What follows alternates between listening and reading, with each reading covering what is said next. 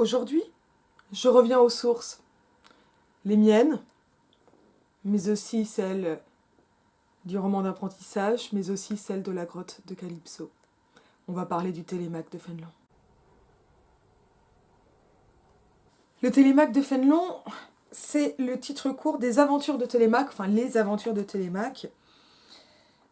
Et c'est un roman qui est assez particulier à bien des titres. Pour moi, puisque je vous parle de sources, il l'est déjà en tant que c'était le roman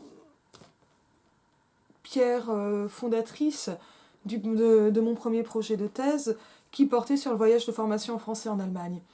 En effet, Les Aventures de Télémaque, c'est le premier roman d'apprentissage européen réel, considéré comme tel en histoire littéraire. Quand je dis roman d'apprentissage, c'est pas exactement ce qu'on peut appeler roman de formation quand on entre vraiment dans les détails.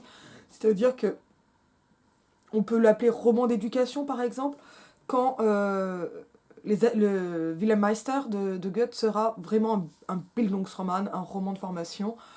Plusieurs fois, j'ai pu dire que je pouvais vous faire une vidéo de Wilhelm Meister si cela vous intéressait. Vous n'avez jamais réagi, vous aurez quand même la vidéo un jour. Mais pas maintenant, maintenant c'est Fénelon. Pourquoi c'est vraiment un roman qui est central et si particulier et si intéressant à mes yeux? C'est que déjà, on est dans le cas d'un roman, c'est quand même très particulier, qui est ad usum Delphinis, c'est-à-dire écrit pour une seule personne, à savoir le duc de Bourgogne, petit-fils de Louis XIV. C'est quand même pas mal quand vous écrivez un roman pour vous-même. Et je trouve ça honnêtement assez classe. Bon, c'est vrai que quand on est petit-fils de roi, ça aide. Et l'idée de Fénelon était très clairement ça, là il n'y a pas besoin de faire un grand biographisme ou autre, de tendre un miroir au prince, selon un principe ancien, donc le genre littéraire du miroir du prince, c'est un genre qui est tombé en désuétude, c'est un genre qui vise à s'adresser, donc non pas au roi, mais à celui qui lui succédera, le prince, pour lui montrer une voie à suivre, hein, donc par le miroir, qui... et ce sont donc souvent des textes politiques qu'il y a dans les discours des misères de ce temps de Ronsard, un texte sur lequel je n'ai malheureusement pas assez travaillé alors qu'il est tombé à l'agrégation. Un miroir du prince, donc, qui s'adresse ainsi au prince pour donner donc, des indications politiques. Ce sont souvent des textes qui frôlent l'utopie, les miroirs du prince. Mais qui sont souvent aussi de la non-fiction, des textes théoriques, quand Les Aventures de Télémaque, c'est un roman. Et ça, c'est intéressant. Dans la vie de Fénelon, c'est un roman qui a amené une bascule, parce que la publication, a priori, contre la volonté de Fénelon, mais ces choses-là ne sont pas très claires, a entraîné la disgrâce de l'auteur et son exil à Cambrai, me semble-t-il. Et bon, c'est pas que la dimension biographique soit essentielle, mais enfin, en traversant la cathédrale de Meaux, je me suis retrouvée d'un coup sur la tête de Bossuet, ça m'a fait quelque chose. Et c'est un roman qui a une place quand même ultra particulière et ultra importante en histoire littéraire, parce que, bien qu'il était écrit pour un seul garçon, ce roman a été quand même le grand best-seller européen de la jeunesse, de sa publication en 1699, donc on est vraiment dans un ultime 17e quand Montesquieu, pour moi, amorce vraiment avec les lettres persanes le 18e, mais enfin tout ça c'est du débat d'historiographe. Et l'ultime 17e par ce qu'il contient, mais vraiment lu par le 18e, parce que le 17e n'a pas eu le temps de le lire, enfin on va pas faire d'anachronisme non plus. Et roman absolument majeur pour la littérature jeunesse, jusque dans les années 1950, donc pendant un siècle et demi. Je reconnais bien qu'on lit plus trop Les Aventures de Télémaque. Et pour moi, ça a été quand même un des premiers romans que j'ai lu vraiment de façon chercheuse, j'ai envie de dire professionnelle ou en apprentissage, hein, puisque c'était quand même un roman fondateur pour mon master. Quand bien même c'est une dimension que j'ai un peu abandonnée depuis, cette question du roman d'apprentissage qui m'intéresse toujours beaucoup quand même, toujours. Alors qu'est-ce qui se passe? Les Aventures de Télémaque, Télémaque c'est bien un nom qu'on connaît et pas seulement par le dessin animé, que moi j'ai pas vu. Parce que Télémaque c'est le fils d'Ulysse. Et effectivement, ce que nous fait Fénelon, et c'est quand même hyper surprenant, c'est un spin-off, ou une fanfic de l'Odyssée. C'est-à-dire que les Aventures de Télémaque vont en fait constituer comme un nouveau chant en prose de l'Odyssée en racontant donc les aventures du fils d'Ulysse parti à la recherche de son père. Donc de Télémaque parti à la recherche d'Ulysse. Et là, y a vraiment quelque chose qui se met en place, qui est super intéressant, déjà par l'habillage antique, qui va donner une noblesse, mais on se rappelle quand même que Phanon était un homme d'église, et non des moindres, et en même temps, c'est vrai que faire un spin-off de la Bible, c'est quand même compliqué. Ça doit exister, hein. Remarquez, oui, c'est ce que fait Racine, pas avec Phèdre justement, mais Athalie par exemple. Donc ça existe, voilà, j'allais dire une bêtise, mais je la rattrape. Mais enfin, Racine n'était quand même pas non plus un membre du clergé. Bref, c'est compliqué. Et non, mais des pièces bibliques, il y en a plein. Il y en a plein. Pour l'édification, etc. Je pense à Rotrou, je pense et là, j'ai failli vous parler de Rotrou aujourd'hui. C'est quand même quelqu'un qui est intéressant. J'avais eu l'Antigone en Cagne, mais j'ai bien plus envie de parler de Saint-Genet. Mais une autre fois, voilà. Vous me direz si cela vous intéresse. Tiens, du 17e, ultra baroque. En tout cas, donc dans les aventures de Télémaque, ce qu'on a, c'est ça. C'est que le récit est pensé pour s'insérer ou prolonger l'Odyssée, et cela en étant raconté à l'usum Delphini, donc à l'usage du prince, c'est-à-dire donc pour le petit garçon qui était le duc de Bourgogne. Et c'est donc en fait Télémaque, c'est directement un personnage pensé pour que le duc de Bourgogne se projette à partir des défauts du duc de Bourgogne. Et c'est aussi cela qui explique la disgrâce de Fénelon, c'est qu'il y a quand même une critique du règne de Louis XIV, et le roman peut complètement être lu comme un roman à clé, ce qui est pas super sympa pour Louis XIV. En tout cas, ce qui n'a pas été tellement apprécié. Et donc ce qui se passe à partir de là, c'est qu'on a vraiment tout un roman, c'est vraiment narratif de la prose, qui raconte les aventures de Télémaque à la recherche de son père. Les aventures de Télémaque posent tous les jalons, tous les modèles, critères qui définissent le roman d'apprentissage. Il en est le modèle. Un modèle finalement assez peu suivi dans l'ensemble de ces critères. Donc Télémaque est suivi par Mentor qui est son mentor, et on a vraiment un phénomène d'antonomase ici. Donc l'antonomase, c'est un nom juan, un Picasso, un nom commun qui devient un nom propre. Et sous les traits du vieillard mentor se cache la déesse Minerve qui exposera une leçon de sagesse, de récapitulatif, récapitulant donc toute la leçon pédagogique qu'est le roman à la fin. C'est un passage qui est hyper intéressant, mais je vais me concentrer sur le début. J'aime bien parler des débuts parce que ça vous spoil un peu moins. Donc ça, effectivement, les voyages ne seront pas des voyages solitaires pendant très longtemps, mais très souvent accompagnés. Ça, ce sont des choses qu'on verra ensuite. C'est vraiment quelque chose que j'ai pas mal bossé, donc on pourra en reparler si ça vous intéresse. C'est un voyage, déjà. C'est un voyage qui est contraint, parce qu'on va pas voyager pour le plaisir, faut pas déconner. Contraint donc par une quête en plus qui est particulièrement noble, hein, la recherche d'Ulysse, qui connaîtra de nombreuses étapes, et notamment un passage aux enfers, un passage, l'expérience de l'esclavage, la visite de nombreuses cités très différentes, avec bien sûr des leçons politiques, puisqu'il s'agit de former un prince, donc un futur roi, qui ne régnera jamais. Fénelon a vraiment bossé pour rien, parce qu'il est mort. Je voulais pas vous plomber, hein, mais bon, c'est un peu, voilà, c'est un peu triste. Et avec cette chose très étrange que c'est une fiction narrative. Et on est à la 3e personne. Le passage à la 1re personne prendra du temps. On l'aura notamment avec les mémoires et aventures d'un homme de qualité qui s'est retiré du monde de l'abbé Prévost, qui est ultra intéressant. C'est de ce texte qui est extrait, c'est le dernier livre, Manon Lescaut.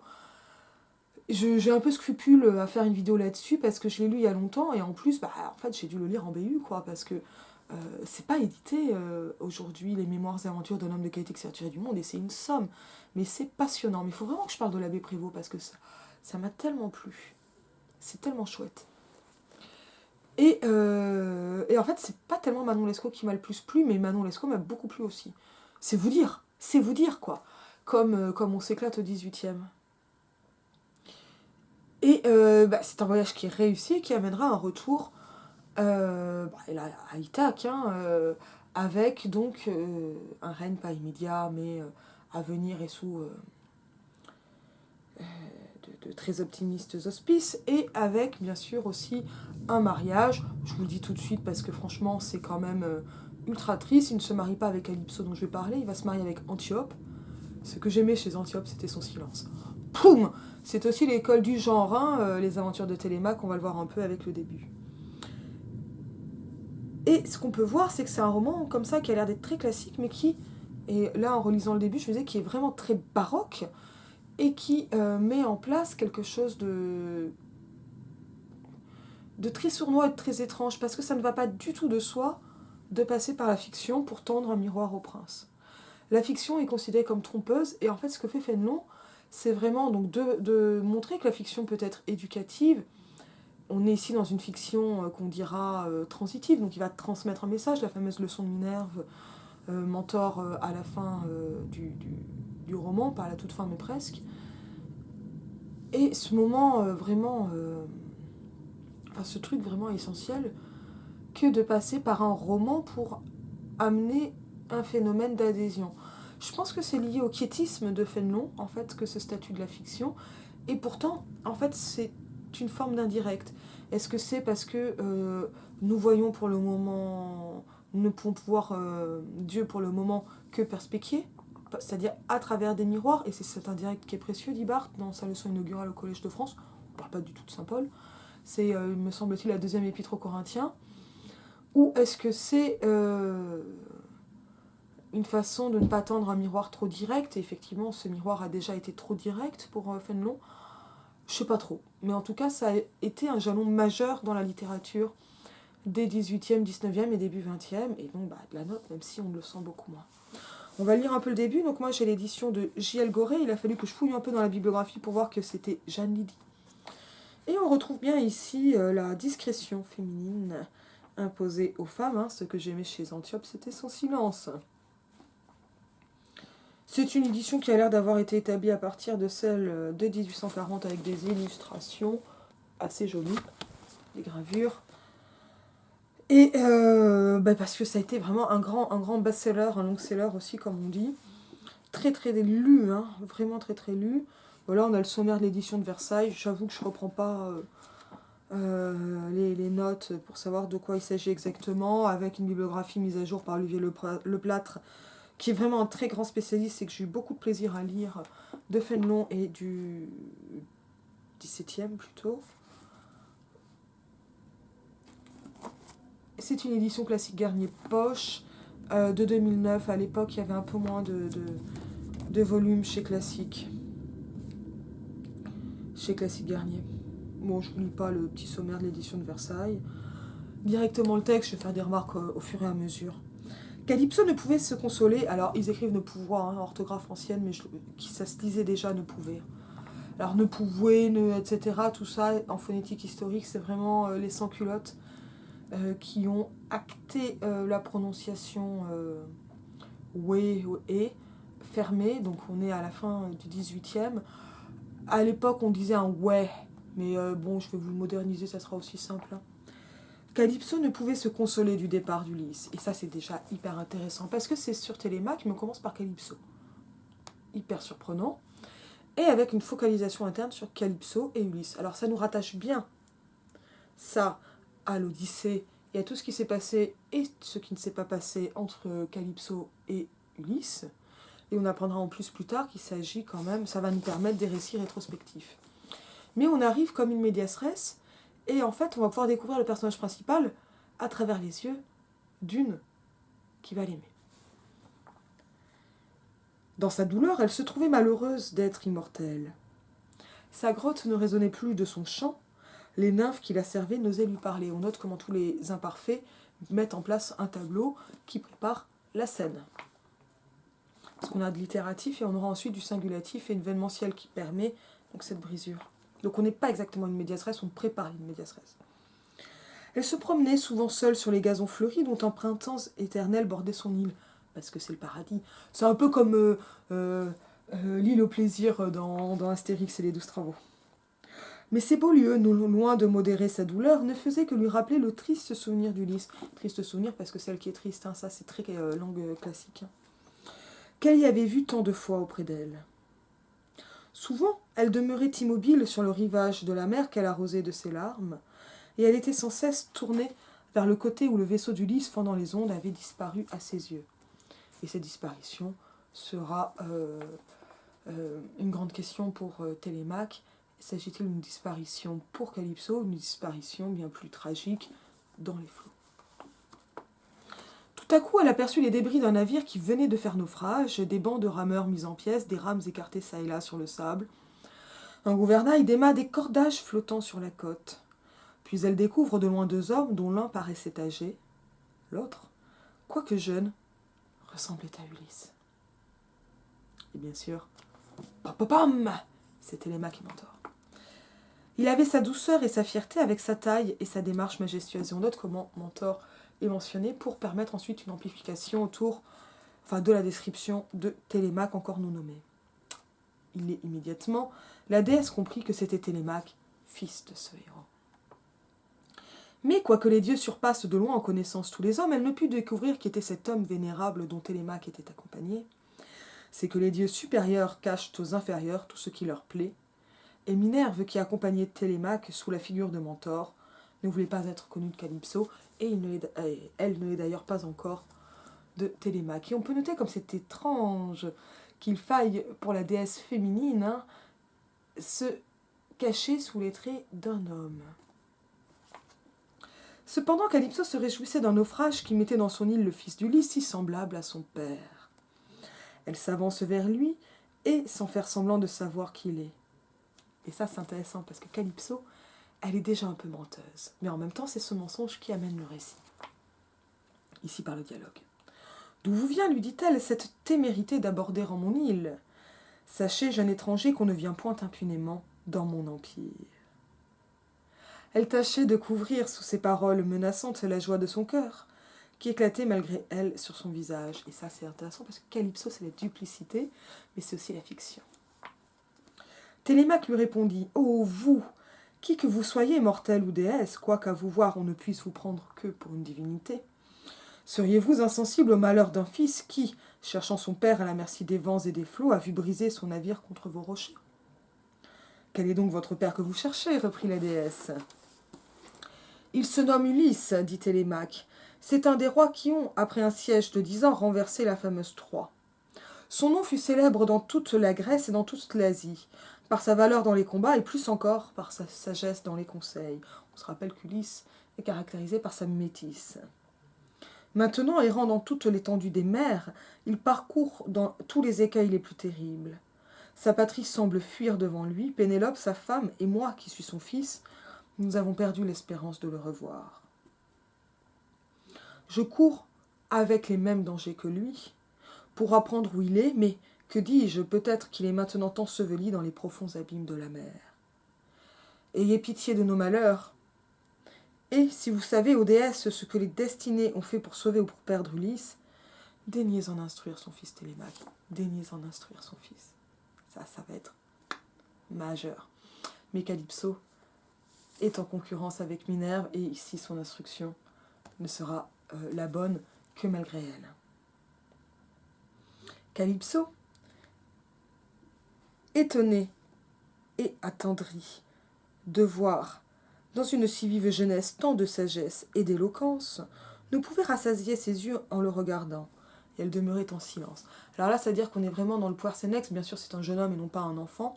Poirsénèque, c'est l'enfant vieillard, mais qui va étonner par sa sagesse et sa maturité. C'est Jésus, le Poirsénèque. Enfin, elle lui dit, ça permet qu'on ait envie de s'identifier, qu'on est épaté, on a envie de la suite, etc. Télémaque, nous vous apprendrons ce qui est arrivé à votre père. Mais l'histoire en est longue. Il est temps de vous délasser de tous vos travaux. Alors, travaux, c'est un sens fort pour dire embêtement, épreuve. Venez dans ma demeure, où je vous recevrai comme mon fils. Venez, vous serez ma consolation dans cette solitude. Et je ferai votre bonheur pourvu que vous sachiez en jouir. Alors ça, c'est vraiment à prendre comme un piège. Et le piège, c'est celui auquel Ulysse a échappé de rester auprès de l'immortel Calypso. Télémaque suivait la déesse environnée d'une foule de jeunes nymphes, au-dessus desquelles elle s'élevait de toute la tête, Comme un grand chêne dans une forêt élève ses branches épaisses au-dessus de tous les arbres qui l'environnent. Une métaphore végétale, pour les femmes c'est intéressant, mais ici ce n'est pas une fleur, c'est un chêne. Et ça c'est quand même quelque chose d'un peu particulier. Il admirait l'éclat de sa beauté, l'air riche pourpre de sa robe longue et flottante, ses cheveux noués par derrière négligemment mais avec grâce, le feu qui sortait de ses yeux et la douceur qui tempérait cette vivacité, à savoir toutes les apparences. Mentor, les yeux baissés, gardant un silence modeste, suivait Télémaque et les yeux baissés, et modeste et en silence, bien plus prudent, en attente, et ne regardant pas. Et n'étant ainsi pas vu non plus, ni ne laissant prise à la déesse. On arriva à la porte de la grotte de Calypso, où Télémaque fut surpris de voir, avec une apparence de simplicité rustique, et on va voir à quel point cette apparence est trompeuse, tout ce qui peut charmer les yeux. Charmer, c'est tromper, en plus de plaire. On n'y voyait ni or, ni argent, ni marbre, ni colonne, ni tableau, ni statue. Toutes les apparences trop ostentatoires sont écartées. Cette grotte était taillée dans le roc, en voûte pleine de rocailles et de coquilles. Elle était tapissée d'une jeune vigne qui étendait ses branches souples également de tous côtés.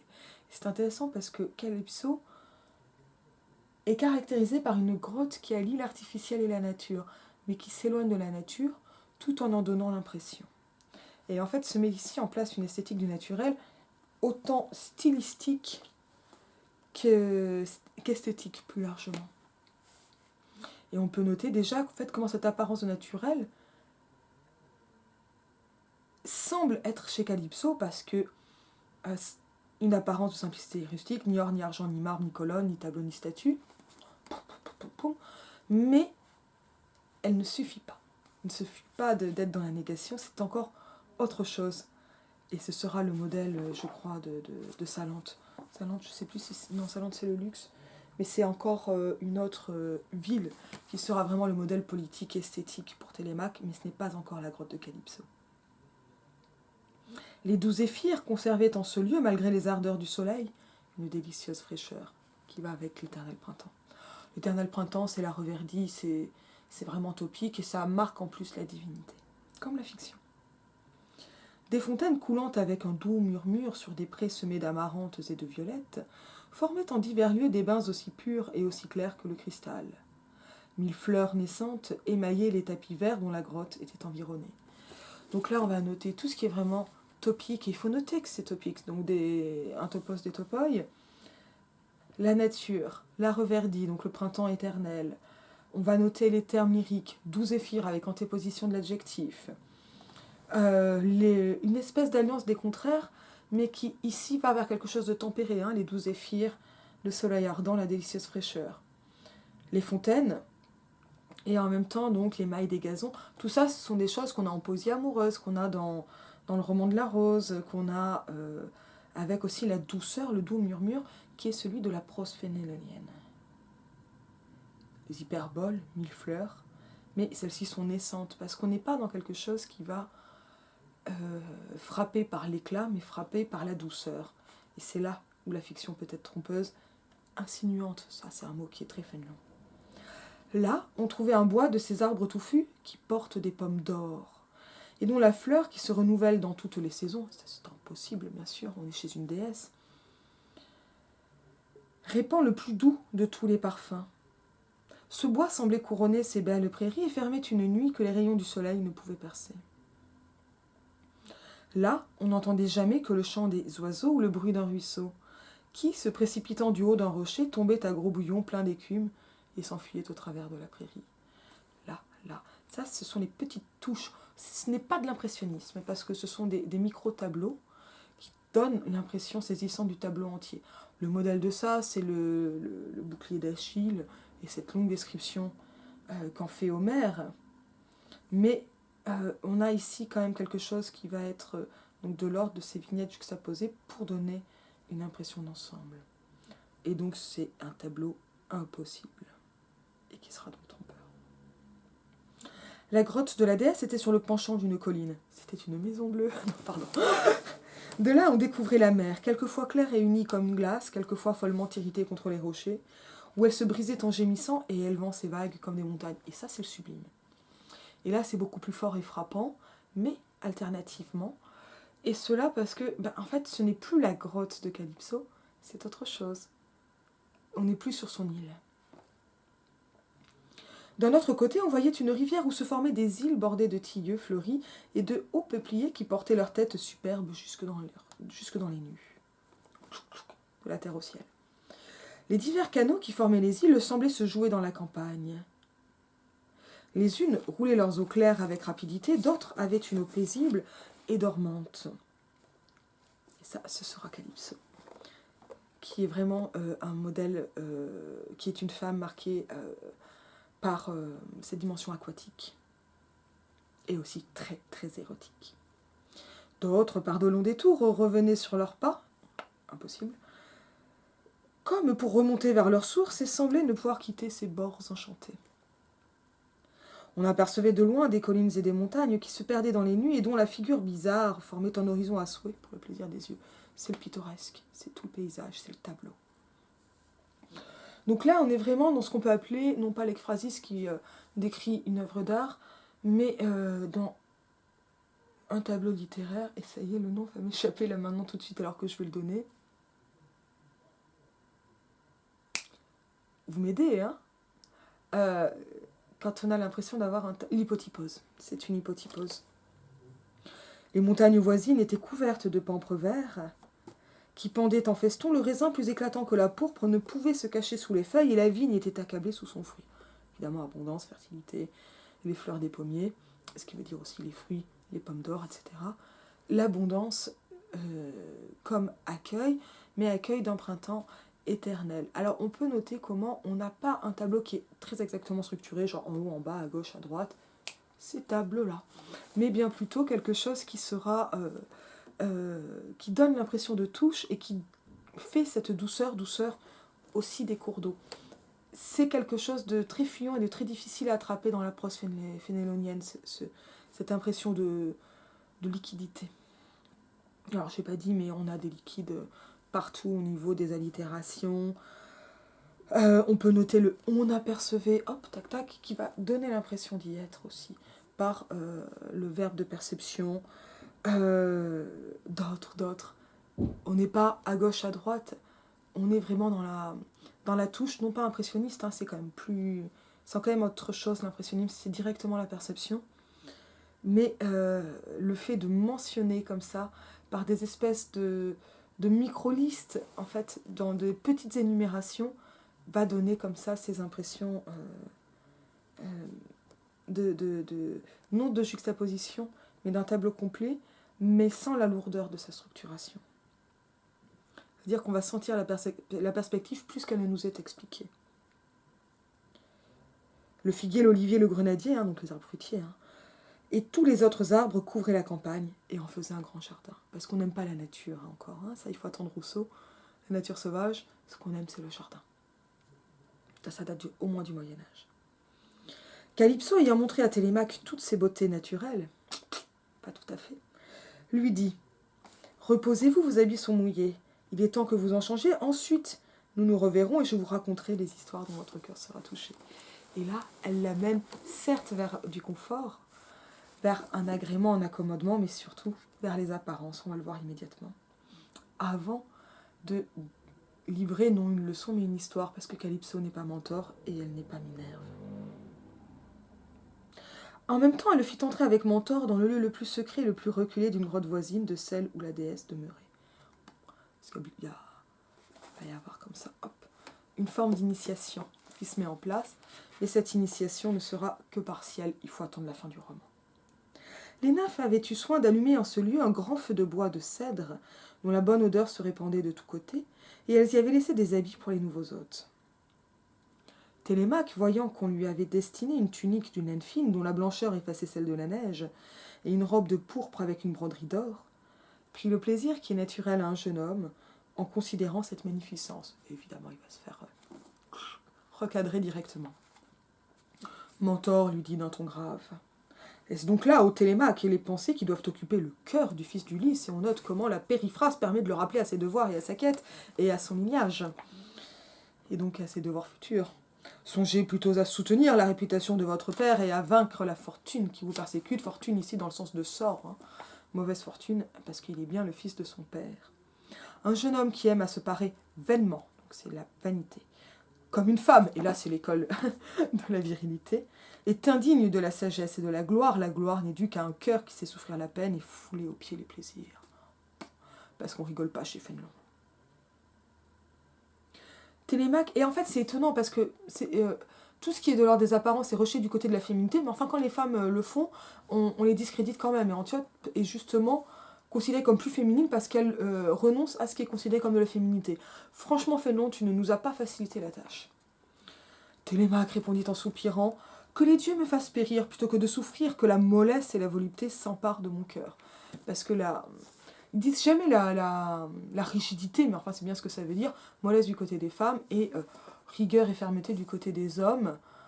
Franchement, c'est quand même difficile d'imaginer un système qui soit plus hypocrite et qui mette en même temps en avant autant les organes génitaux que le système, on va dire cisdiadique, mais que le système des genres et des vertus morales. Alors, je sais pas, c'est peut-être parce que quand on mange et qu'on reste dans des canapés, on prend un peu de ventre. Et que quand on fait du sport, on a des muscles, c'est ça aussi. Mais enfin, c'est quand même quelque chose d'incroyable que d'avoir ainsi genré des vertus. Mais en tout cas, ça, c'est clairement le présupposé et même explicité chez Fénelon. Non, le fils d'Ulysse ne sera jamais vaincu par les charmes d'une vie lâche et efféminée. Comme ça, si on avait un doute. Mais quelle faveur du ciel nous a fait trouver, après notre naufrage, que cette déesse ou cette mortelle qui nous comble de bien. Craignez, repartit Mentor, qu'elle ne vous accable de mots. Poum, poum. Parce que Mentor, il sait voir par-delà les apparences. Craignez ces trompeuses douceurs plus que les écueils qui ont brisé votre navire. Le naufrage et la mort sont moins affreux que les plaisirs qui attaquent la vertu. Et on peut noter comment la liquidité reste un marqueur pour Calypso, un attribut de Calypso, en étant mise en parallèle, en antithèse avec les écueils. Le naufrage et la mort sont moins affreux que les plaisirs qui attaquent la vertu, ce qui paraît quand même paradoxal, mais enfin il s'agit d'une leçon pédagogique, voilà, d'une leçon de sagesse. Gardez-vous bien de croire ce qu'elle vous racontera, la jeunesse est présomptueuse, elle se promet tout d'elle-même. Quoique fragile, elle croit pouvoir tout et n'avoir jamais rien à craindre, elle se confie légèrement et sans précaution. Ça veut dire tenez votre langue, Télémaque. Et le conseil ne sera pas assez suivi. Gardez-vous d'écouter les paroles douces et flatteuses de Calypso qui se glisseront comme un serpent sous les fleurs, craignez le poison caché, défiez-vous de vous-même et attendez toujours de mes conseils. Parce que ici, le récit est d'emblée présenté comme trompeur, le récit qui doit venir et qu'on attend avec Télémaque. Il est ainsi opposé aux paroles, finalement à la non-fiction, avec cela de si paradoxal que tout cela se trouve dans un roman. Ensuite, ils retournèrent... Alors, je vais le faire avec un meilleur ton, pardon. Ensuite, ils retournèrent auprès de Calypso qui les attendait. Les nymphes, avec leurs cheveux tressés et des habits blancs, servirent d'abord un repas simple, mais exquis pour le goût et pour la propreté. On n'y voyait aucune autre viande que celle des oiseaux qu'elles avaient pris dans des filets ou des bêtes qu'elles avaient percées de leurs flèches à la chasse. Pas d'élevage, donc. Un vin plus doux que le nectar coulait des grands vases d'argent dans des tasses d'or couronnées de fleurs. C'est très simple, mais quand même. On apporta dans des corbeilles tous les fruits que le printemps promet et que l'automne répand sur la terre. En même temps, 4 jeunes nymphes se mirent à chanter. D'abord, elles chantèrent le combat des dieux contre les géants, puis les amours de Jupiter et de Sémélé, la naissance de Bacchus et son éducation conduite par le vieux Silène, la course d'Atalante et d'Hippomène, qui fut vainqueur par le moyen des pommes d'or venues du jardin des Hespérides. Enfin, la guerre de Troie fut aussi chantée. Les combats d'Ulysse et sa sagesse furent élevés jusqu'aux cieux. La première des nymphes, qui s'appelait Leucotée, joignit les accords de sa lyre à ses douces voix. Quand Télémaque entendit le nom de son père, les larmes qui coulèrent le long de ses joues donnèrent un nouveau lustre à sa beauté. Mais comme Calypso aperçut qu'il ne pouvait manger et qu'il était saisi de douleur, elle fit signe aux nymphes. À l'instant où chanta le combat des centaures avec les Lapites et la descente d'Orphée aux enfers pour en retirer Eurydice. Quand le repas fut fini, la déesse prit Télémaque et lui parla ainsi. Vous voyez, fils du grand Ulysse, avec quelle faveur je vous reçois. Je suis immortel, nul mortel ne peut entrer dans cette île sans être puni de sa témérité. Et votre naufrage même ne vous garantirait pas de mon indignation, si d'ailleurs je ne vous aimais. Votre père a eu le même bonheur que vous, mais hélas, il n'a pas su en profiter. Je l'ai gardé longtemps dans cette île, il n'a tenu qu'à lui d'y vivre avec moi dans un état immortel, mais l'aveugle passion de revoir sa misérable patrie lui fit rejeter tous ses avantages. Vous voyez tout ce qu'il a perdu pour revoir Ithaque, qu'il n'a pu revoir. Il voulut me quitter. Il partit, et je fus vengé par la tempête. Son vaisseau, après avoir été le jouet des vents, fut enseveli dans les ondes. Profitez d'un si triste exemple, et ainsi on voit comment elle veut elle-même se faire, non éducatrice, mais insinuatrice, avec une parole qui semble éducatrice. Après son naufrage, vous n'avez plus rien à espérer, ni pour le revoir, ni pour régner jamais dans l'île d'Ithaque après lui. Consolez-vous de l'avoir perdu, puisque vous trouvez ici une divinité prête à vous rendre heureux et un royaume qu'elle vous offre. La déesse ajouta à ces paroles de longs discours pour montrer combien Ulysse avait été heureux auprès d'elle. Elle raconta ses aventures dans la caverne du cyclope Polyphème et chez Antiphate, roi des Lestrygons. Elle n'oubliait pas ce qui lui était arrivé dans l'île de Circé, fille du soleil, ni les dangers qu'il avait courus entre Scyle et Charybde. Elle représenta la dernière tempête que Neptune avait excitée contre lui quand il partit d'auprès d'elle.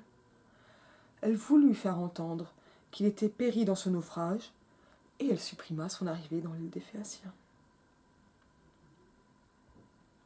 Télémaque, qui s'était d'abord abandonné trop promptement à la joie d'être si bien traité de Calypso, reconnut enfin son artifice et la sagesse des conseils que Mentor venait de lui donner. Il lui répondit en peu de mots, etc. Et il ne restera pas, puisque c'est le début et qu'il faut la suite, mais on aura à partir de là déjà une analepse, c'est-à-dire un recul en arrière, un passage dans le passé pour revenir à l'état présent, c'est-à-dire une analepse totale. Je reprends le vocabulaire de Genette, je vous ai déjà parlé de figure 3, en pleurant parce que j'ai arrêté de mort. Et parlera trop, malgré les conseils de Mentor. Qu'est-ce que je retiens de ce long passage, là, je suis un peu au-delà de ce qu'on appelle une kipite. C'est formidable comme passage, parce qu'on a et l'esthétique du naturel, et une défiance par rapport à un faux naturel, qui va être donc celui de l'abondance, du luxe, et évidemment une très grande défiance par rapport au luxe. On a également tout ce qui peut grandement surprendre dans un tel début, à savoir une confiance accordée à la parole et une défiance dans le récit, et cela même au sein d'un roman. Et c'est vraiment intéressant parce qu'ici, donc, on aura eu des chants, des nymphes, descriptions trompeuses, mais pas tant si on sait regarder. Mais là, en fait, il vaut mieux être lecteur ou lectrice comme Mentor que comme Télémaque. Et ça fait déjà aussi partie de la leçon de voir Télémaque se tromper et apprendre à relire ensuite. Et une forme de défiance à l'encontre du récit, et ici d'un récit qui est tronqué de la fin, cela pour laisser croire qu'Ulysse a péri, sans le dire, mais pour montrer en fait comment l'agencement du récit, et notamment la fausse fin de ce récit, induit en erreur, tout comme le récit lui-même, et les longs discours de Calypso apparaissent ici par ce qu'on appelle un discours narrativisé, c'est-à-dire qu'ils sont juste mentionnés, sans être restitués, pour montrer comment le récit lui-même, et les chants qui l'ont précédé, les chants avec leur agrément, et cet agrément n'est pas du tout nié, l'agrément et l'émotion que cela suscite pour Télémaque qui pleure, et on comprend l'émotion que cela suscite pour Calypso qui voit le fils d'Ulysse pleurer. Parce qu'il y a quand même quelque chose d'un peu étrange qui est que si je n'ai pas eu le père, j'aurai le fils. Un peu bizarre. Mais avec cette méfiance à l'encontre du récit. Et c'est là où on voit que le roman d'apprentissage,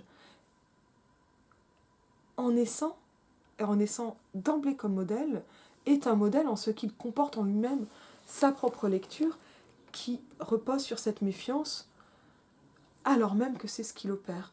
Et c'est en cela que les leçons donc, de Minerve sont des moments qui aujourd'hui peuvent paraître un peu désuets, mais qui, donc de Mentor, hein, et donc de Minerve, les leçons de sagesse sont celles qui vont entendre le récit, mais en même temps savoir l'analyser.